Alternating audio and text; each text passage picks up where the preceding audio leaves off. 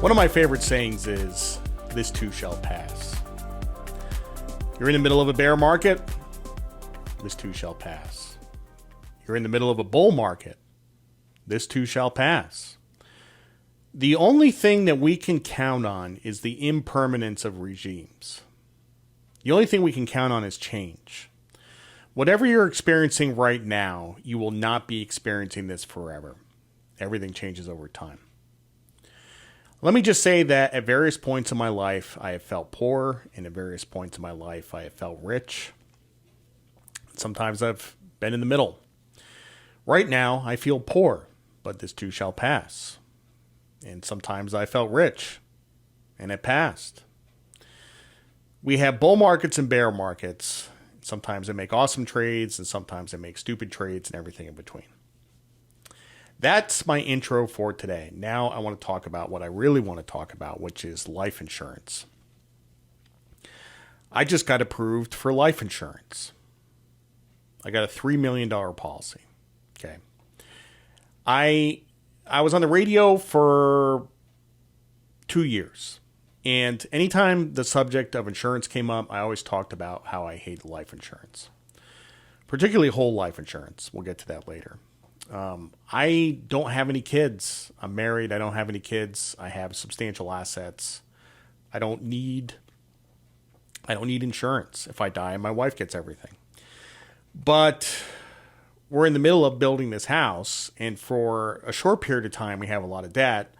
So I did want some insurance in case I get fucking run over on the road, and we have a lot of debt from the house and my wife. It just makes sense. It just makes to have sense to insurance. So what it actually is, it's an amortizing life insurance policy. So the policy starts out at $3 million, and next year it's at $2.7 million, and the year after that it's at $2.4 million, and so on. Okay. And the idea of this is so that it approximately mirrors a mortgage. And it actually works out because our mortgage is a 10-year arm, and it works out perfectly, 10 years. So let me tell you, life insurance companies do very extensive medical exams on people applying for life insurance. I had to fill out a huge amount of paperwork. It was insane. Multiple questionnaires, and it's kind of a stressful process. Like they dig through all your health records. They go to your doctor's offices. They get all the health records for the last 10 years. And they try to find derogatory information, So in my case, I have bipolar disorder, and I'm also a little fat. But aside from that, I'm pretty healthy. Okay. But the bipolar disorder knocked me down a tier, and I'm not getting the lowest rates for life insurance. I'm getting lower rates. So for a $3 million policy, I'm going to have to pay about $10,000 a year in premiums, which is substantial. There is also the issue of tobacco use. Now, I don't use tobacco. I use Zyn. Zyn is nicotine pouches. Okay. But there was this whole issue with the Zyn because some insurance companies look at Zyn as tobacco, and they put you in the tobacco tier, which means you have to pay a shitload of premiums. And I had to go with an insurance company that was smart and looked at the Zyn as non-tobacco. So that was a whole process, right? It doesn't have the same health risks there's no tobacco, there's no cancer, right? So the insurance companies haven't figured this out yet. If you are a smoker and you're trying to get life insurance, good luck to you. Like, it's insane. Which I guess makes sense, because if you're a smoker or a dipper or whatever, like, your life expectancy is substantially diminished. So you're going to have all kinds of health problems. But this was a painful process, and this went on for like 6 months. And one of the things they do during this process is they warn you about fraud. Okay. They're like, it is a felony to defraud an insurance company and blah, blah, blah. They tell you this all the time. So, my life insurance broker, who is a friend of mine, he's like, don't lie on the application. Tell the truth. And I'm like, of course, I always tell the truth. So, basically, here's what they do. You fill out the application and you have this big long questionnaire. And then they have an interview where they ask you all the same fucking questions that are on the questionnaire to see if you screw up. And I knew this was going to happen. So when I filled out the questionnaire, I printed it out. So when I had the phone interview, I just had it right in front of me. And I just read off the application. Like, you could get in trouble just totally accidentally. You're like, I smoke 6 cigars a year versus 4 cigars a year. And you just like, and you have inconsistent answers and then you get in trouble. Like, I really, and meanwhile, like, I'm on the phone with the interviewing guy and he's like, I'm trying to like at least inject a little levity into the situation, make some jokes. And this guy had no sense of humor. The whole thing just sucked. It really sucked. You can go to jail, seriously, for trying to get life insurance. Christ. So, and the best part is, so you have to get labs done, but you don't go to like LabCorp or anything. You have to, you get a nurse that like, they'll send a nurse over to your house. So the nurse was this super annoying woman.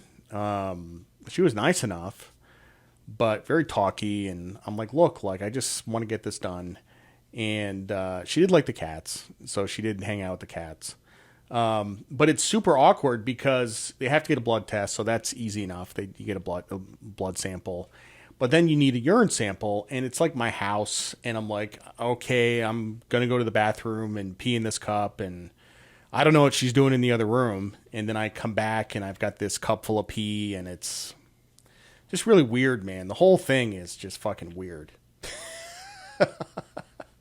Seriously. Like, it's one thing to, like, give somebody a urine sample in a doctor's office, but it's just weird in your house. Just very strange.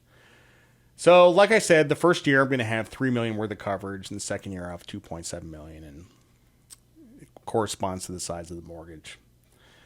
I don't want this policy to pay off. I don't want to die. I mean, I don't think my wife wants me to die either, because honestly, I'm probably worth more than $3 million, but at least if I kick the bucket, she gets $3 million. We can pay off the house. It's fine. So this is where you cue up all the jokes about her murdering me to get the life insurance payout. Now I am worth more dead than alive. So, but like I said, I'm not a fan of whole life insurance. Term life insurance, great. This is a term policy. It's a term policy. It's not whole life insurance. Okay. Whole life is a combination of two things. It's an insurance policy and it's an investment vehicle, right? And I don't understand why you have to combine the two things. Why do you have to mix your peas and carrots? I want the peas over here and the carrots over there. Like, I can invest fine on my own. I don't need to combine it with an insurance policy. I've never understood it. I don't get it. Now, whole life insurance does have tax advantages. Great. I don't care. So I don't get it. I've never understood it. My brother says that he has lots of life insurance. And I don't know if he has term life or whole life or what. But apparently he's got life insurance up the wazoo. And great. Terrific. This will probably be the only life insurance policy that I ever have. Now, when I was at Lehman, I got offered life insurance through Northwestern Mutual. And I don't know how they managed to do this, but they had a relationship with the banks, and they would come to the banks. They would come to the trading floor, and you would sit in a conference room with them, and they would try to sell you life insurance. And at the time, I was like 29 years old, and I'm like, fuck this. Like, I don't care. And I didn't get any. And I'm looking at what I would have to contribute a month to this life insurance, like $900 a month or whatever. I'm like, I'm not doing that. Not. So, but Northwestern Mutual, I don't like ragging on individual companies in the podcast, but these guys, this has happened to me like 6 times. Okay. Where some distant acquaintance on Wall Street gets spit out the bottom of the buy side and ends up as as an insurance salesman for Northwestern Mutual. And their business plan is for them to exploit all the contacts that they've ever had in their entire life and try to sell them insurance. And somehow I end up on that list. And in two cases, these were people that I never got along with. Like, there was a guy at a hedge fund who like wouldn't speak to me. Like, he thought I was like a second class citizen. He never talked to me. And then all of a sudden he's selling life insurance and he's my best friend. And there was another guy who like was reading my newsletter, and I was like, hey man, why don't you like pay for it? And he's like, I don't pay for things. And he was just like stealing my stuff. And then a couple years later, he's trying to sell me life insurance. He's my best friend. I'm like, fuck you. What the hell? You know? My Gifted and Talented Camp, my CTY roommate, in 1990, I got along with this guy great. And I hadn't talked to him in years. And I get an email from him out of the blue. He's like, what's up, roomie? And I'm like, hey man. So I set up a call, and he's at Northwestern Mutual. Now, at this point, I'm not getting the joke. And I'm like, yeah, you know, I've had some people from Northwestern Mutual contact me in the past. I'm not really interested. And I'm like, oh my God, he's actually exploiting me as a contact. I'm like, fucking, this is terrible. So anyway, I see these guys coming 10 miles away. If insurance was so great, it would sell itself. You wouldn't need salesmen. So, anyway, now I'm covered. I have life insurance. And if I go take a dirt nap, you will at least know my wife made out like a bandit and the cats. Thanks for listening to the Be Smart podcast. I'm Jared Dillian. See you next time.